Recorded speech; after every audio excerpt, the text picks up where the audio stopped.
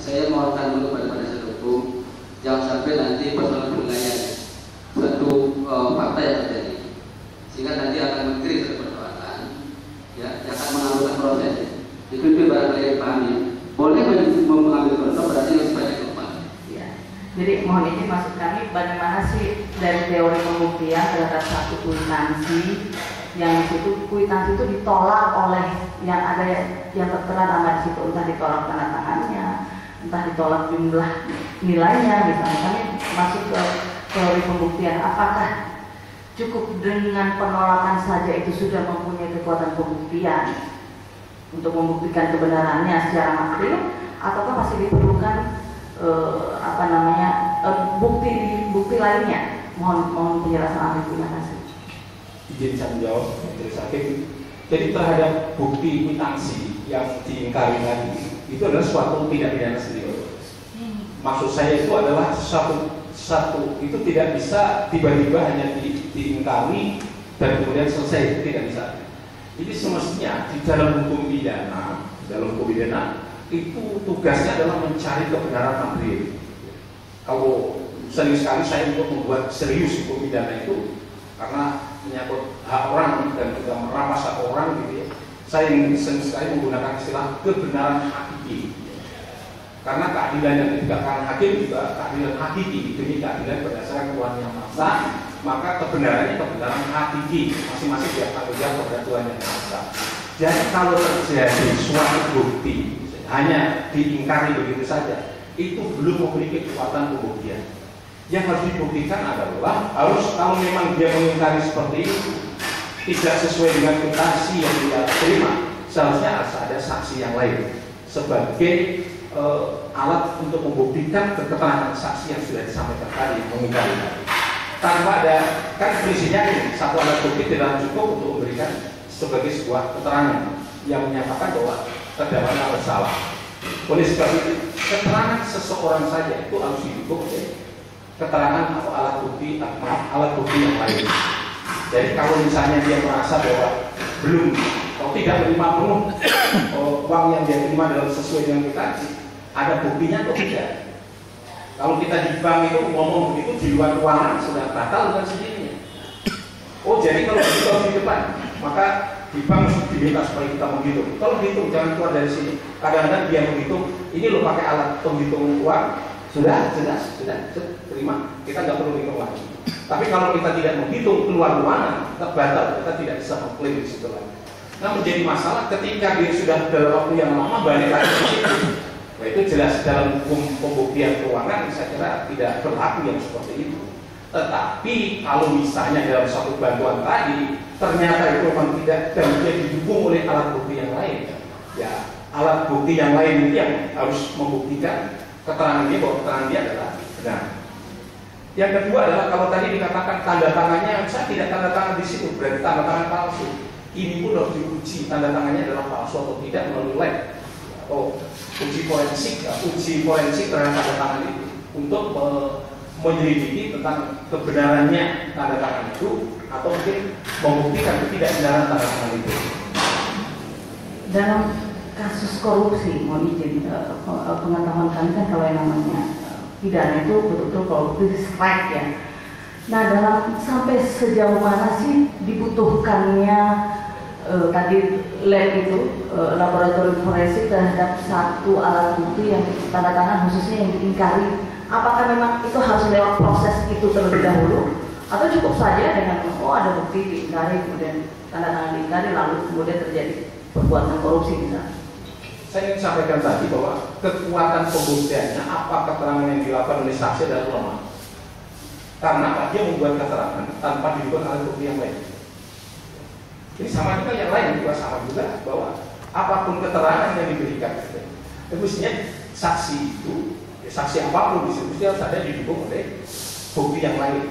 Maka kalau tidak ada dukungan yang lain, berarti keterangan itu harus dinegasikan atau setidaknya sudah disampaikan pelanggan tapi tidak mempunyai kekuatan pembuktian dalam suatu perkara pidana. Atau setidaknya juga kekuatan pembuktiannya harus dinyatakan dia lemah. Dan kalau itu lemah, sebaiknya tidak perlu dijadikan dasar untuk pembuktian. Pertanyaan yang kedua adalah terkait dengan apakah seberapa kepentingan lain. kan tadi sudah saya sampaikan bahwa hukum pidana mencari kebenaran material atau kebenaran hakiki, maka segala sesuatu yang dilakukan perlu uji lab.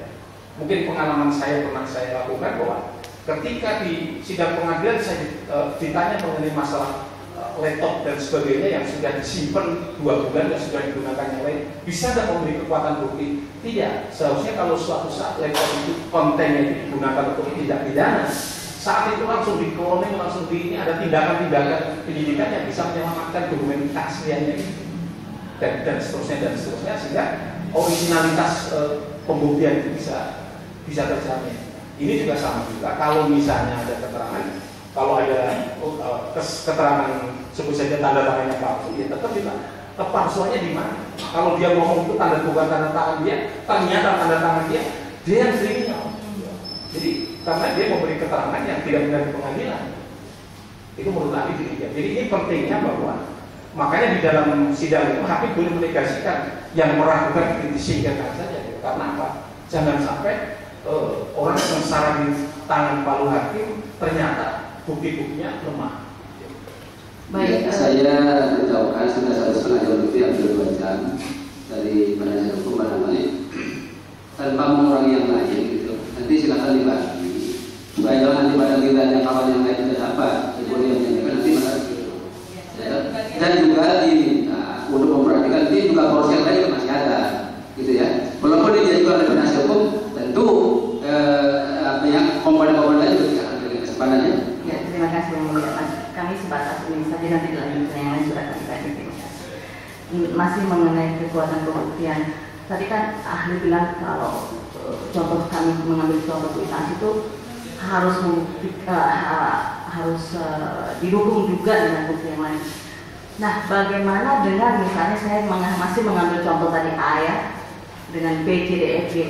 Dalam konteks kasus, misalnya B punya kwitansi juga, C kwitansi juga, sama semua, masing-masing juga semua mengingkari. Apakah kemudian bisa diambil dari akumulasi itu bahwa betul-betul sudah terjadi perbuatan misalnya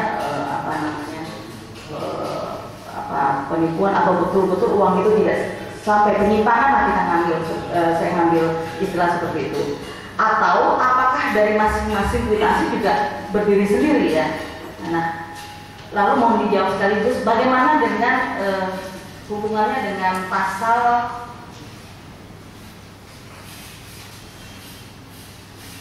189 ya kalau yang kami catat mengenai keterangan beberapa saksi di dalam KUHP ya. Keterangan beberapa saksi yang berdiri sendiri-sendiri tentang suatu kejadian atau keadaan dapat digunakan sebagai suatu alat bukti yang sah apabila keterangan saksi itu ada hubungannya satu dengan yang lain sedemikian rupa sehingga dapat membenarkan adanya suatu kejadian atau keadaan tertentu. Jadi apa bisa dimaksudkan seperti ini? Jadi meskipun memang dia tidak bisa buktikan, tidak ada bukti lain terhadap kwitansinya si B, tapi ternyata si C juga punya kwitansi yang dia ingkari, si D juga begitu, yang lain juga begitu, apa kemudian juga bisa dikatakan bahwa itu sudah bisa membenarkan adanya satu kejadian atau keadaan tertentu. Bentar, kalau proses kan pada saat bulan KUHP ya. Iya, ya betul, iya. Jadi saya ingin sampaikan begini, suatu keterangan seorang saksi kalau itu terkait dengan bukti penerimaan misalnya dari kwitansi hanya berlaku untuk kwitansi yang bersangkutan dan itu tidak berlaku untuk yang lain. Prinsipnya begitu karena keterangan dia hanya untuk dia, kecuali kalau dia memberi keterangan untuk semuanya mewakili yang lain karena memang dia tahu semua, bolehlah karena saksi kan apa dia ketahui ya alami dan seterusnya. Tapi kalau dia hanya yang menerima satu kwitansi saja, maka keterangan dia hanya berlaku untuk satu kwitansi yang dia ini, tidak bisa dijadikan dasar analog atau mungkin generalisasi dalam konteks riset misalnya. Berarti semuanya bohong dong, itu tidak bisa. Dalam hukum pidana itu adalah pembuktian itu hanya untuk tertentu sesuai dengan apa yang dia lihat. Dan mengenai pasal 189, lantas hubungan itu gimana? Ini meskipun itu banyak saksi, tapi saksi itu kan memberi keterangan terhadap dirinya sendiri, terhadap pengalaman dia sendiri mengenai objek kwitansi yang dia buat sendiri. Mengenai pasal 2 itu tidak berlaku untuk itu. Untuk menarik pasal 189 itu maksudnya adalah kalau itu terjadi suatu dugaan terjadinya tindak pidana, ternyata perbuatan itu bisa dibuktikan dengan serangkaian saksi-saksi yang bersifat kronologi. Ada satu kronologi yang mutar begitu ya, dari sana ke sana. Misalnya suatu tindak pidana pembunuhan.